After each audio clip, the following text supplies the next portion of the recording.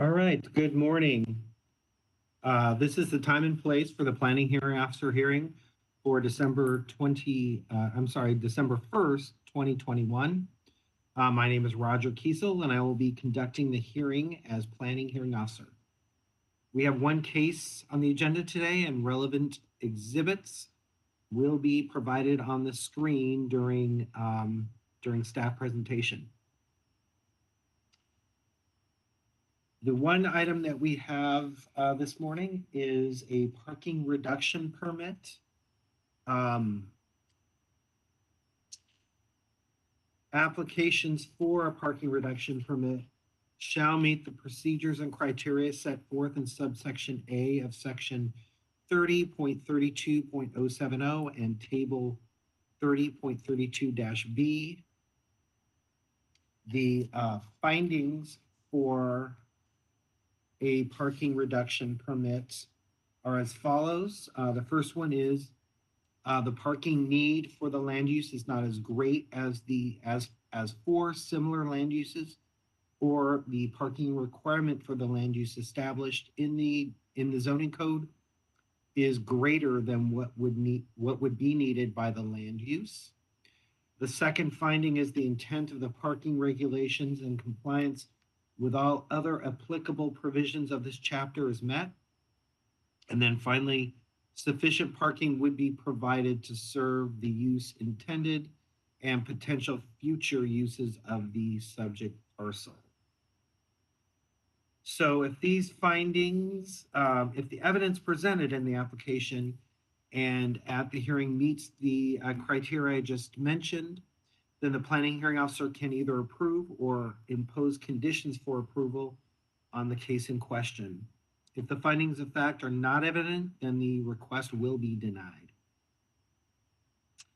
A public notice. Notification of this hearing was accomplished by the use of public notices, which were mailed to property owners located within 500 feet of the subject property, physically posted on the site in question, placed in the local newspaper, and posted on the city's website. The hearing will proceed as follows. I will read a description of the application or request. Second, I'll read the reports received from other city departments and other letters or communications from interested parties. The case planner will make a brief overview of the case, give analysis, and make a recommendation. The applicant will then have 15 minutes to present their case. Then we'll take phone callers, so others in support of or in opposition to the application, and just interested parties will be asked to come forward to speak, and they will have a 3-minute time limit.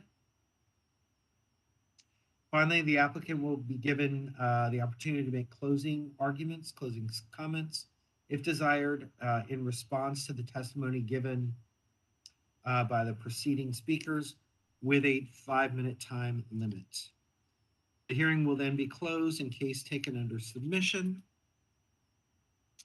Regarding that decision, after the hearing, the decision will be prepared in writing and will be in the form of a letter sent to the applicant and to all persons who responded to the public notice, either by speaking at the hearing or by submitting written responses and have provided their name and mailing address. The date of the decision will be the date appearing on the letter. Appeals. Under the appeal provisions of Title 30, Chapter 30.62 of the Glendale Municipal Code, the decision may be appealed to the Planning Commission within 15 days of the decision date, and the notice of appeal shall be filed with the Building and Safety Division located in Municipal Services Building, MSB 101 of this building. All right, now we'll just move down to the actual case today. As I mentioned, we have one case. It's a parking reduction permit. Parking reduction permit PPRP 2103-684. It's located at 1231 through 1265 South Brand Boulevard. The applicant is Daniel Lynn. The owner is Frank Lynn. And in summary, the applicant is proposing to demolish 4 of the existing commercial buildings which contain automobile dealership. They're proposing to maintain one of the buildings, but then construct a new 2-story, 5,400 square foot dealership building. So that's the project in a nutshell. We do have some comments from other city departments. Let me go over those real quick.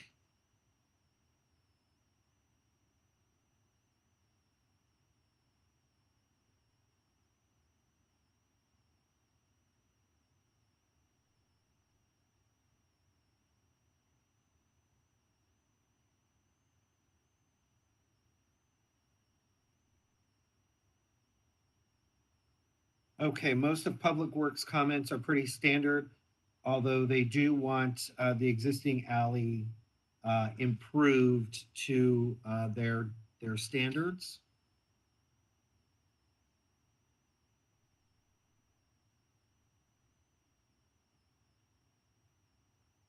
Our housing division just had standard comments.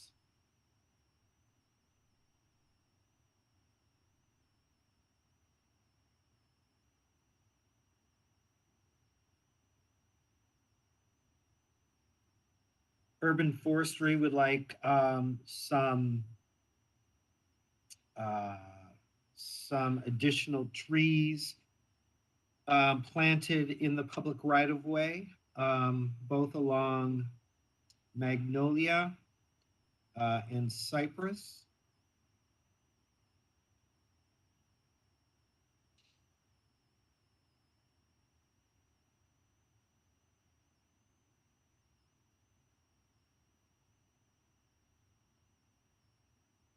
Building and Safety has standard comments.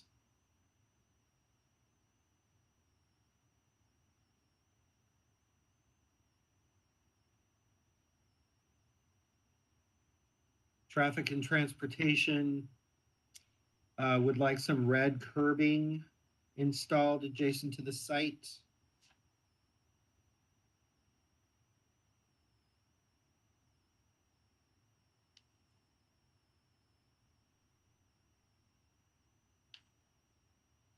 Looks like Fire had just their standard comments.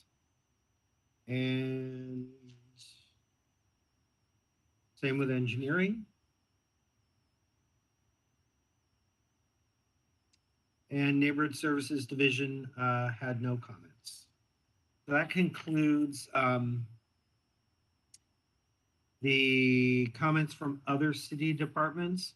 I'm going to turn this over to our planner, Milka Toledo, and she will give a brief presentation. Thanks.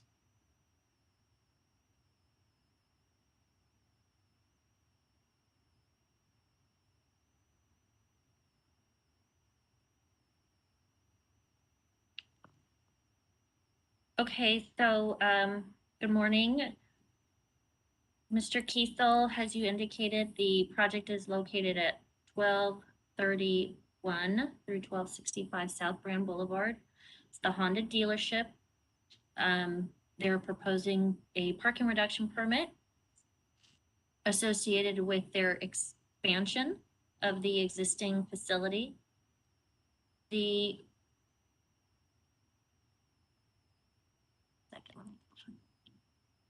Can you have her view?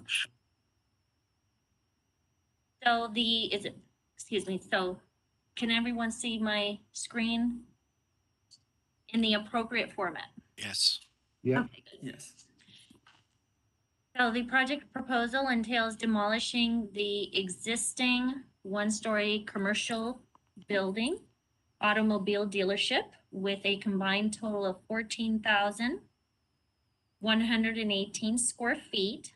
That includes vehicle sales, the showroom, the repair and storage buildings, maintain an existing 3,175 square foot workshop or car wash area, and construct the new building, which is a new two-story, 58,675 square foot Honda automobile dealership building on the site, which is approximately 70,718 square feet.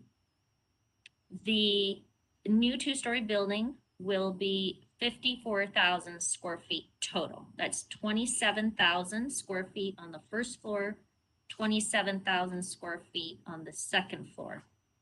However, when you take into account the existing 3,175 square foot workshop car wash area that will remain on site and the 1,500 square foot service canopy, that equates to the 58,675. So hope that clarifies that those two numbers. But the new building itself, again, is total 54,000 square feet. The project will be constructed in 2 phases across the entire site. The first level includes the service canopy, as I mentioned earlier, the dealership room, showroom, the sales service portion of the facility, parts, storage, and vehicle service. And the second floor will include the offices, part storage, and vehicle inventory parking, and customer and employee parking on the roof deck. Access to the reception will be from Magnolia Avenue, and the vehicle access entrance and exit to the dealership will be from Grand Boulevard and Magnolia Avenue. This zoning code Enter your attendee ID number, followed by pound. If you do not know your leasing. attendee number, press pound to continue. I'm gonna stop because I'm If distracted. only the person speaking, if everybody else can be on mute, please. Okay, thank you. So as I was saying, the zoning code requires vehicle sales, leasing, and rental agencies to provide 4 parking spaces per 1,000 square feet of floor area. The proposed dealership building has approximately 58,675 square feet of floor area, which includes the second floor, which contains the offices, the part storage, and parking. Since this floor is covered, therefore it is considered part of floor area, and therefore it's calculated as part of the parking or area that will be parked. And so the grand total in terms of the number of parking spaces required for the new building is 235 on-site parking spaces. The parking reduction permit request is for 145 spaces because they are providing a total of 90 spaces on site. That includes 29 surface parking spaces and 61 spaces on the rooftop of the new structure.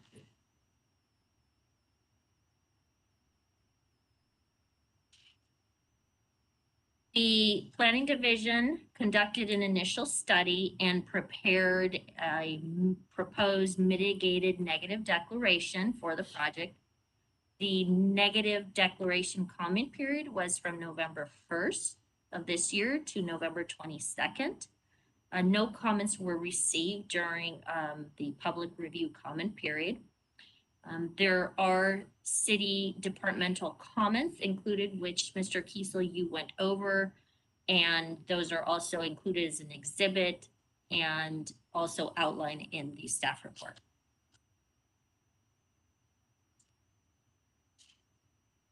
We discussed some of the site characteristics earlier, but again, the subject site is about 1.6 acres. It is located in the commercial auto zone, the CA zone. Its location is the west side of Brand Boulevard. There's approximately 369 feet of street frontage there along South Brand Boulevard, adjacent to the site. It borders West Magnolia Avenue to the north and Cypress Avenue to the south. The existing use, again, it is the Honda dealership site. It is developed with the 5 one-story commercial structures. And the total is approximately 293 square feet combined for all buildings. Project location, again, the zone is commercial auto zone. It is located on 9 lots, spanning across, again, between Cypress and Magnolia Avenue. The property is relatively flat on the 1.6 acre site, located on the west side of South Grand Boulevard. And there are similar uses surrounding the dealership currently there now. There are commercial dealerships across the street. There are commercial auto to the south, across Cypress and to the north. However, on the other side, meaning on the adjacent to the alley, across the alley to the west of the site, it is zoned multifamily residential. And that is the R1650 zone. In terms of site planning, again, we discussed what the applicant is proposing to demolish the 4 existing buildings out of the 5 and maintain the 1 building, which is 3175 square feet, construct the 2-story building on the site, and the site plan shows the footprint of the location of the new structure, which is, I don't know if you can see my cursor, but outlined in red here, and it is adjacent to Cypress and Grand Boulevard. The north side of the site will be the location of the surface parking lot and parking inventory as well. This is the existing service workshop and car wash building, which will remain. The service reception area or canopy area that is proposed, and this is customer parking as well. So on this surface parking lot are 29 spaces that are proposed for the new structure, and then 61 spaces are proposed on the rooftop of the new parking structure.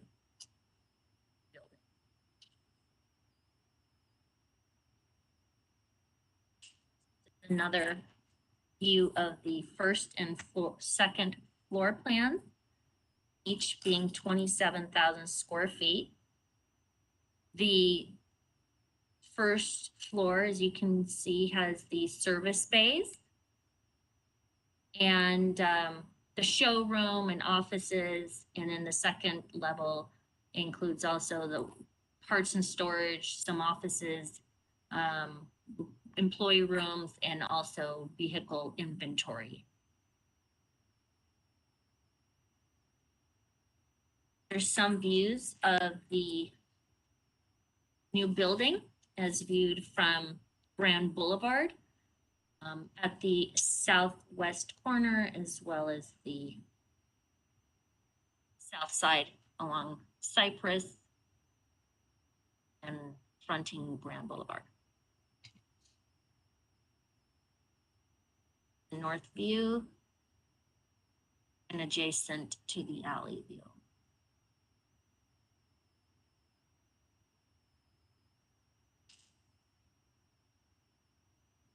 I've identified the surface parking area and highlighted the rooftop parking area as well.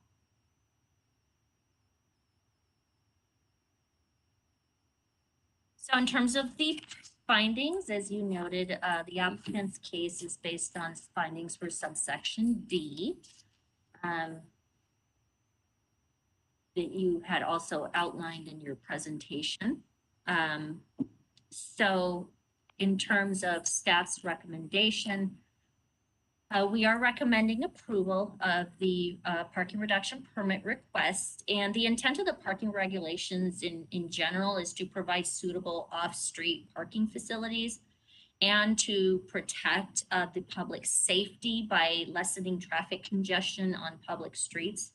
So staff believes that the parking standards in the zoning code for automobile dealerships exceed what is needed for this land use.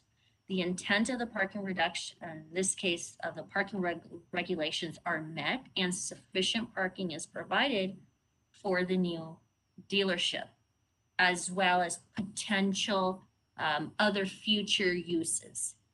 And for this reason, staff is able to make the findings in support of the parking reduction permit request, and the staff report contains the analysis for the parking reduction permit request. With that, I will conclude my remarks. If you have any questions, I am available, and also included are the suggested conditions of approval.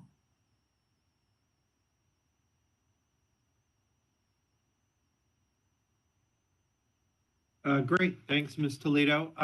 Could I have the applicant or representative speak on the project? Of course. Hi, good morning, everyone. My name is Dan. I'm the partner responsible on behalf of New Century Honda for the development of this facility. Let me start by saying thank you, everyone, for your time, and thank you, Milka, for presenting our case. I think our case is a simple one. We have, through the 90 spots that are currently shown, more than sufficient parking for everything that we will need today after the construction. And we have a considerable buffer against any growth that we might experience. I think the case stems from the fact that we have to meet retail parking requirements, but like many dealerships, we have some unique characteristics that significantly inflate our parking requirements. Specifically, part storage in our service facilities, which often make up 50, sometimes more than 50% of our total square footage. They don't generate the type of throughput or the type of traffic per square foot that your typical retail space would. Just for example, a lift might be, let's say, roughly 10 feet by 25 feet, but each lift might generate no more than 4 trips a day. So, if you consider that and you compare it to, say, a Genius bar at an Apple store, right, the kind of traffic generates isn't the same. So the case is that right now, we probably have no more than 20 or so guests on average per hour at the dealership. Even if we consider, let's say, 100% increase in business, we'd be up to roughly 40. The 90 spots provided would be an increment of roughly 60 spots over what we currently have. That's a 200% increase. So even with the most aggressive growth estimates, this should still be an incremental reduction in traffic in the surrounding area. It's also worth considering that the majority of our guests don't actually stay on site during the transaction, which is atypical of retail. And also, just naturally, service and sales peak at different hours. So we very rarely have these spikes in store traffic. So with all that considered, I think the case is to provide a sufficient amount of on-site parking to bring some of the off-site capacity onto the facility, and then also to future-proof it against significant growth.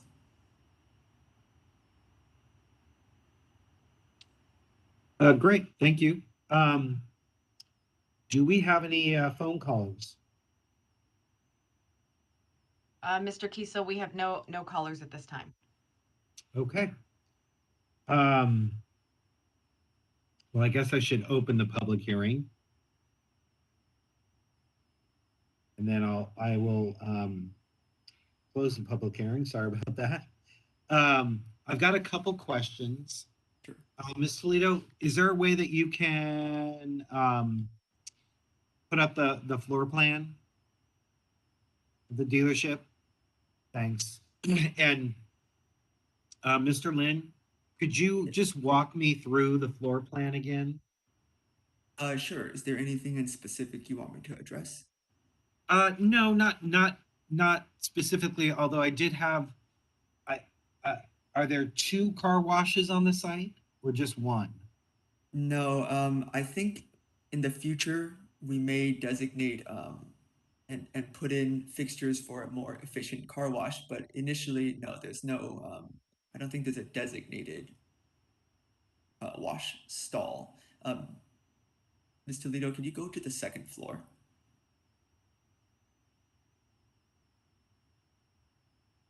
Yeah, so in the future, if you see right above the ramp between grid lines, I think that's B and C.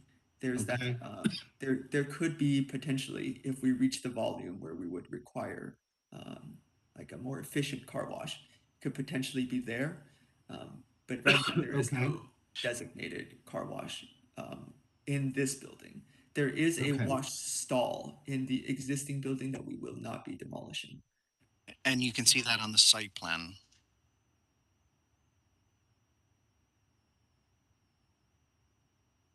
So that Yeah. existing workshop building and car wash to remain, the car wash is at the far left of that existing building.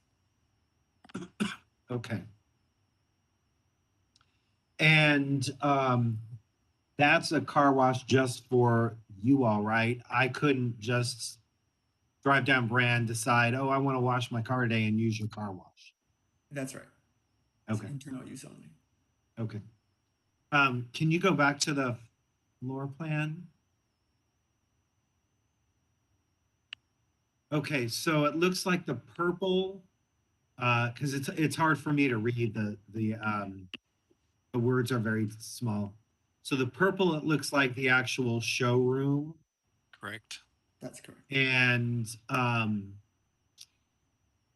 the green are the service bays for the Primarily, most yes. part, and then the sort of orangey color is sort of back a house where the parts storage are and maybe some offices. Is that That's right. accurate?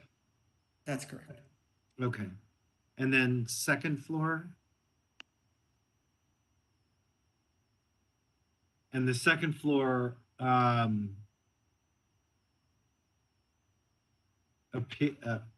is that the second floor? Yes. Okay, It yeah. is. Okay, and the second floor looks like the yellow area is parking, and then green is sort of back of house. Correct.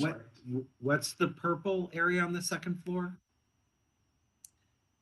That's going to be additional, it's going to be customer interfacing, sales related activities. So you'll see Okay. above near Brand Boulevard, those are the finance offices. Okay. Okay. Um, how many employees will be at the dealership at any one time?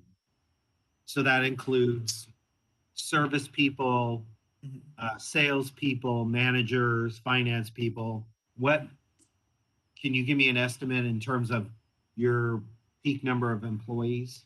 Sure, I can. Well, let me start with an average. We currently have somewhere between 60 to 70 total employees. Most days, we're rotating teams where everybody is at the dealership. We would be at that peak minus anyone who's on vacation. But typically, we'd be closer to the 40 mark. On the weekends, where both sales teams are there, on Saturdays, we'll also have a relative peak, but the business office, which is roughly 6 people, would not be there. And then Sundays service is closed, so even though sales teams are on site, half the dealership isn't there. So typically we're somewhere between 30 to 40 employees. Okay, so that would be your peak. Yes, this is prior to construction though. Okay, how about once the project is built, what do you anticipate the max number of employees on site at any one time? Mhm. I think a 25 to 30% increase is fairly reasonable. Initially, we're not going to do a mass hire right as the building opens, so initially it would be very, very nominal. Maybe some support staff, but we're going to grow organically into it. We anticipate roughly a quarter increase, a 25% increase in um, just business across the board. Um, Certainly no more than 50%. I don't think that'd be too aggressive a forecast. Okay, so based on that 25% and currently the max number of employees is on the high side 40. So you're anticipating maybe a max of 50 employees at any one time once the project's implemented. Uh, yeah, that's largely true. I would say the one caveat there is there might be overlaps in teams sometimes where for a few hours there will be a greater number than that. I don't Okay. know off the top of my head how long those overlaps are, but I can look Okay. that up. Okay. Um,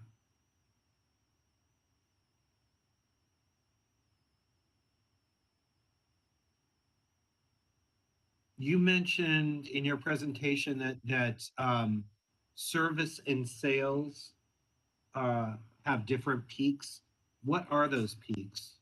Service tends to be the busiest in the early morning, right around 7 o'clock when we open through probably no later than 10, whereas sales doesn't even open until 9.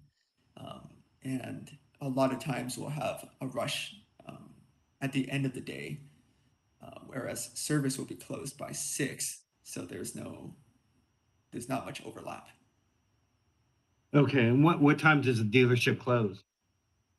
Uh, we do close at 9, but we will often just stay open until the last deal is through finance. We're not going to kick Okay, someone out in the middle of the transaction. sure, that makes sense. Okay, so the sales rush is sort of, or the sales peak is sort of late afternoon to evening. That would be accurate. Okay, all right.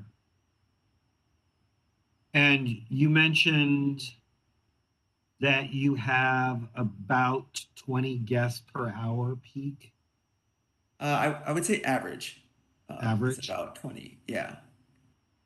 And those guests per hour, is that related to sales and service or just one or the other?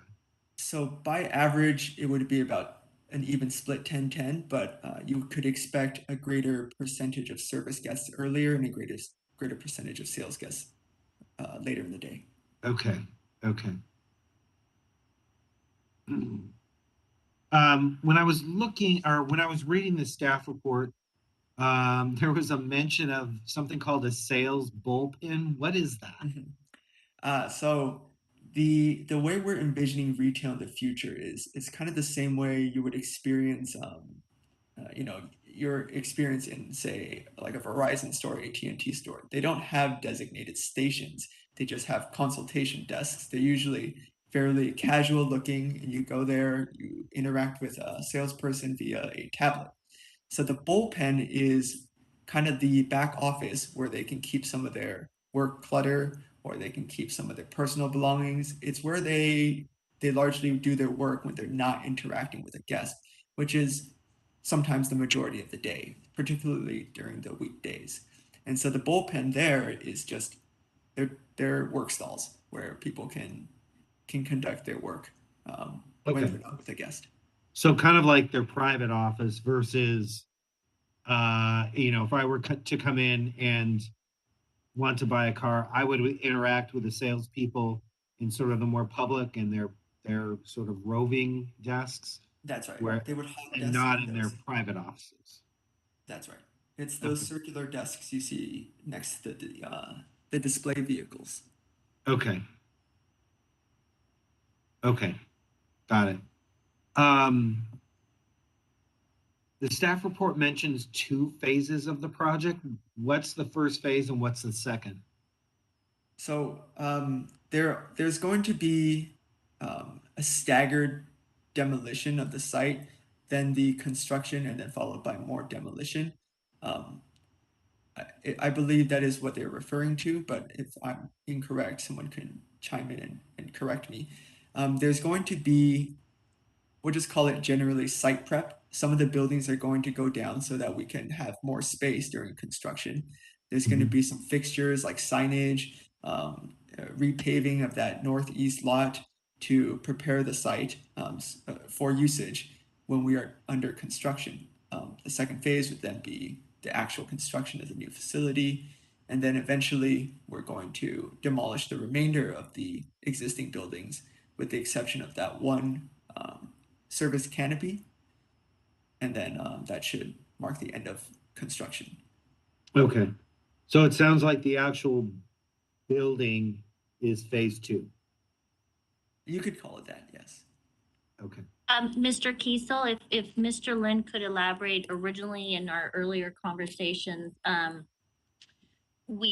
was a discussion about in terms of phasing, the one corner, first phase construction would take place first, and then later down in the future, see. it's going to be the second Yeah. phase, second building towards the other north portion of the site. So if you can Sure. perhaps explain that a little more. I can. I wasn't sure whether we were talking about the phases within this phase, Right. the mini phases, or the overall phasing of the plans for the entire site. So, Mr. Kiesel, if you can see, let's say roughly divide the property you see top and bottom in half, you'll see kind of an extension of the service department. Um, it would be the potential phase 2. So as we grow into this building, if needed, we would extend the rear half of this building along the alley up towards Magnolia. Okay. So do you kind of see where in the faded out proposed Honda dealership block, there's a row of Yeah. lanes. So if needed and as needed, we would take down that existing service workshop and car wash along the alley, and we would extend the building essentially as 2 rows of lifts, just like you see in this phase, Okay. along the alley. Okay. So that phase 2 isn't really even proposed yet. No, I would say it's more we designed part of this building to accommodate future growth if needed. Okay. That's clear. And then finally,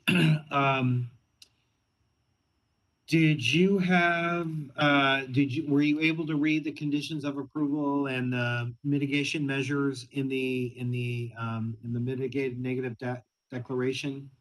And do you have any comments or concerns regarding the conditions, the mitigation measures, or the departmental comments? Yes, we've actually reviewed them for quite some time, and we've been working with mostly Milka and Alan regarding those comments, and I believe everything has been addressed or is pending. I think there's still some issues with the power line clearance, and we're working through that. But everything has been read, understood, and either addressed or is pending some type of change to, in this case, the I guess the roof line to make clearance for the power lines. Okay, so because if I approve the project, you'll need to comply with all the conditions in the staff report as well as the mitigation measures in the mitigated neg deck. So if you have any concerns on those conditions, now's the time to mention them. No, I think we understand and we accept the conditions. Okay, that sounds great. At this point, I will take the case under submission and end the meeting. Thanks for coming on and answering my questions. Of course. Thank you for your time. Thanks. Thank you.